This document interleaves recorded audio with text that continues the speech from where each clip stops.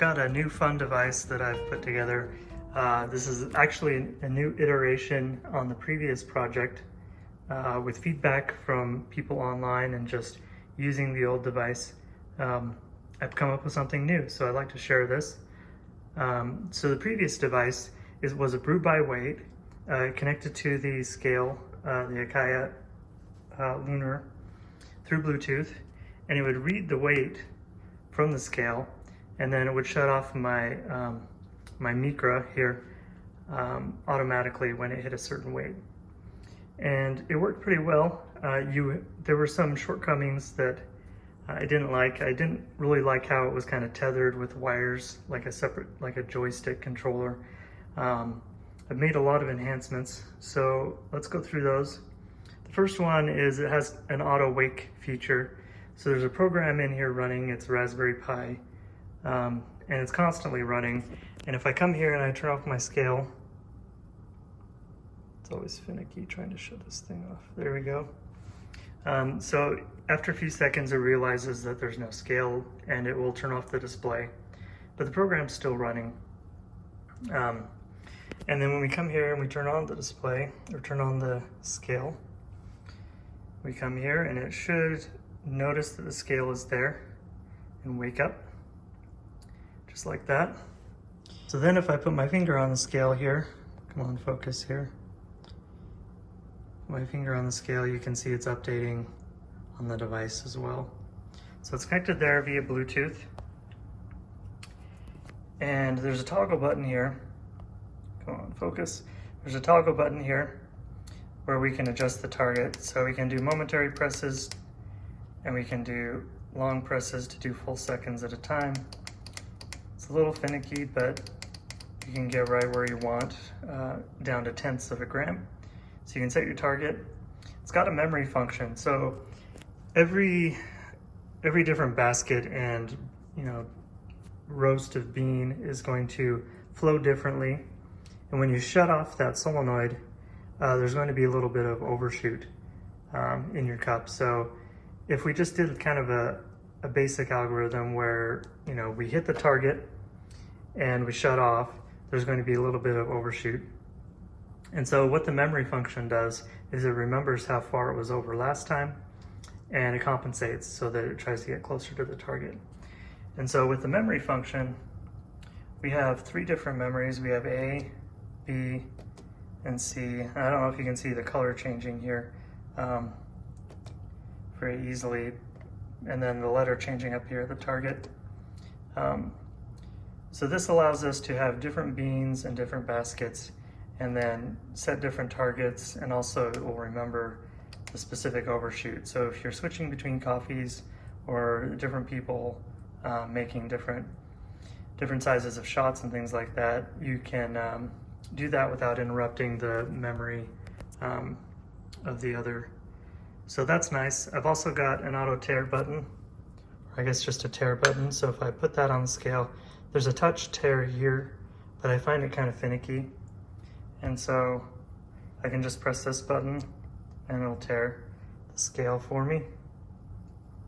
And then this button toggles the target. So this is target enabled basically. So when it's bold, that means it's actually going to shut off based on the target. And when you click it off like that, the target's still there, but it's not going to do anything when it hits that target. So it disables the brew-by-weight basically. Another thing that has changed is workflow. So I got some feedback. Previously, you had to press a button on the device, or the little joystick, you press the button to start the shot. And someone said, well, wouldn't it be nice if you could use the paddle to actually start the shot and keep the workflow the same? And so what I did is I wired the paddle to the device, and then the device uses the relay as previously to control and basically take the place of the paddle switch. So what that means is this has to be running, the program has to be running at all times or the paddle doesn't work. So a little bit of plus and minus. There's probably a way around that where we could make either one work. But the end result is that I can flip the paddle and you can see the timer starting and it's running. So it's in full control of the machine as far as on off. So we can start the shot here, and the timer and the brew-by-weight function just work. So the workflow is really natural. You also notice that I've got a nice little graphing function, and I'll show that off a little bit more when I actually make the shot. The other thing is that it's got a little web server built into it, and it will save off the graphs. It just takes a screenshot, basically. So what you see here is what you'll see on the shot, and so you can go to the web server and you can browse through your history, your previous shots.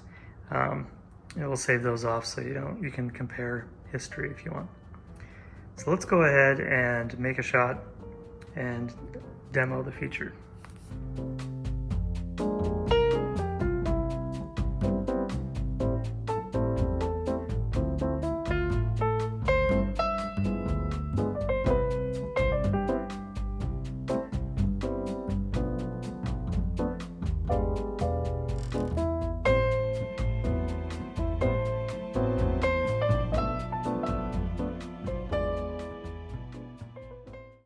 Okay, so I'm all set up. I'm not trying to get a perfect shot here. I'm really just trying to demonstrate the feature.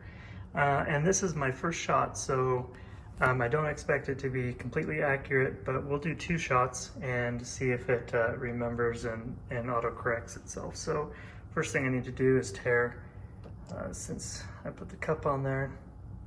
So we've set our target to 45. There's 22 in, 45 out. So let's go ahead and start. So it's got some pre-infusion going on, and as soon as we get some flow there, so you can see my unibasket there.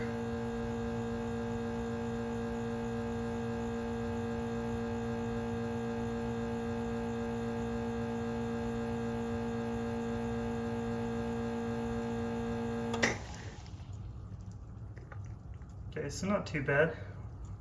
It's actually pretty close for the first time. So it has a default overshoot of 2 grams set.